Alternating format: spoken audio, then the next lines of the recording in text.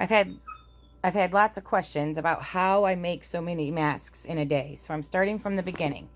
This is my fabric, and I use a cutting board, but my trick is probably that I use the quilting cutter to cut my straight edges with my quilting board. So I cut all of these, I haven't even counted how many are here, in like 5 seconds. And then here I will just put my scissors in and cut, and that automatically has made them the right width and the right length. And then I've cut all that at once. And then I'll cut this one. I cut it once already to make it the right width. And now I'm cutting to make it I've cut it to make the right length. Now I'm cutting it to make the right width. And I'll do the same with this one. Okay, so I have all those cut. And then what I have left is this strip. See? So I'll cut along this inside here with my scissors. And then I save this to be a tie on a tie one, because the ones I cut are for the rubber bands. Okay, so my recorder here, thank you. All right, so I fold it over. This is the top, the long side. Fold it over, and then I fold it over again so that I have a folded edge here. All right, I put it in. I sew it, and it's going to pause it. Okay, so I'm sewing. Oh, my sewing machine's having issues today. I stop. I take my next one. The dog is over here. Hopefully you don't see him too bad. He thinks he wants the window. Get down. Hello, puppy. All right, so then I just start sewing the next one. All right, so I just keep sewing. I don't even stop and cut them back here. All right, so I would have sewed the entire pile. Then sometimes I have some assembly line workers, and they just go through and they cut all these off. Pause it. Go. All right, then the next step, 2 elastic hair bands. Rubber bands would work, but hair bands is what I have. And I think they just look a little nicer. You just thread them on your fabric like this. Okay, I like mine in the center. Stop it. Put top seams together so that this is the top of your mask. And now we're going to sew along this side. Sorry, put it this way. Got to put your right sides together. We're going to sew along this side. All right, I'll be right back. Go. Okay, so on my assembly line, I would have sewed all of these side seams. They'd all been strung together. I'd snipped them all apart. Then you take one rubber band on this side, one rubber band on your seam side. Okay. Flip it right. Pause. Okay. So one rubber band on each side. And then I'm going to sew this across the bottom. When you sew here, make sure you don't get that rubber band in there. See, it's here. So I want to push it up as far as I can.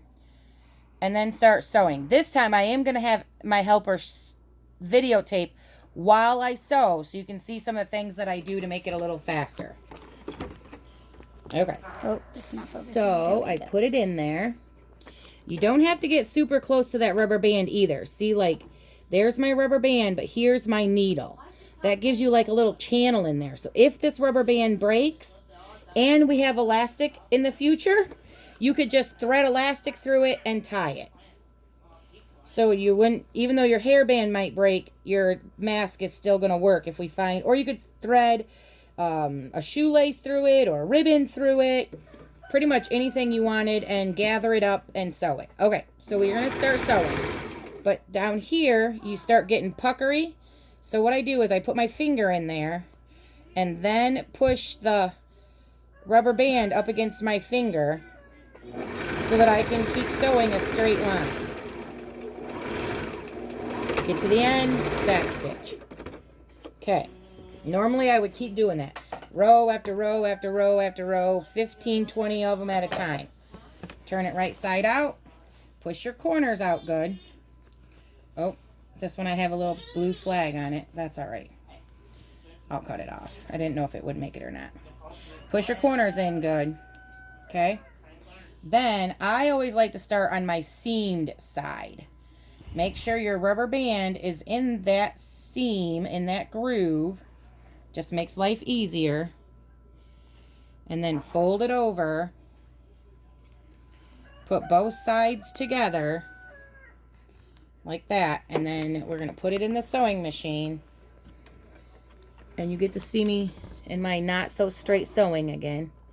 Now, it's important that you back stitch quite a few times at the top, because this is where it's going to have the pressure from them wearing it.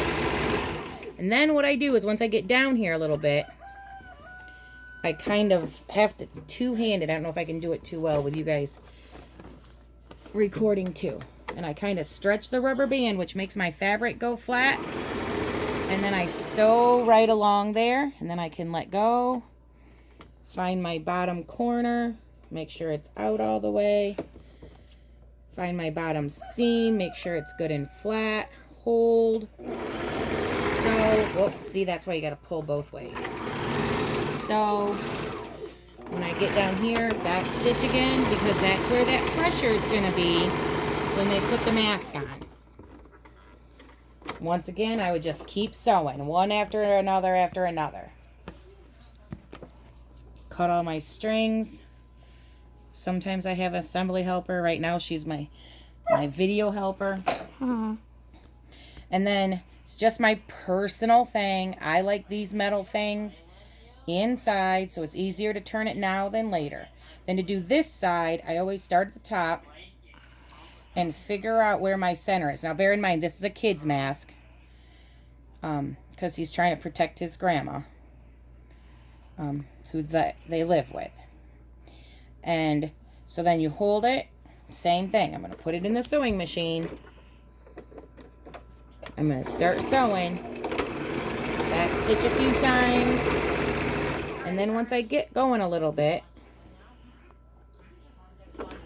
I pull it tight with the rubber band, one hand here, one hand there, and then use my finger, that back finger, to help pull it through.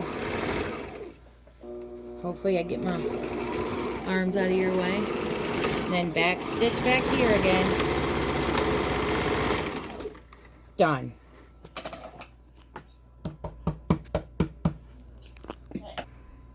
Alright, so that's my cameraman, woman, and she's showing you what it would look like. We don't want to put it on because we're giving it to somebody.